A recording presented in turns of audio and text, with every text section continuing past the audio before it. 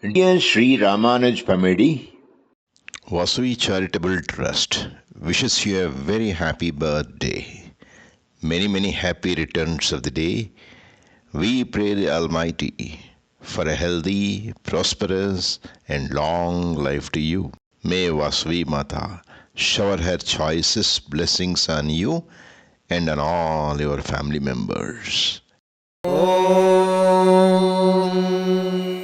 शतमानं भवति शतायुः पुरुषः शतेन्द्रिय आयुष्येवेन्द्रिये प्रतितिष्ठति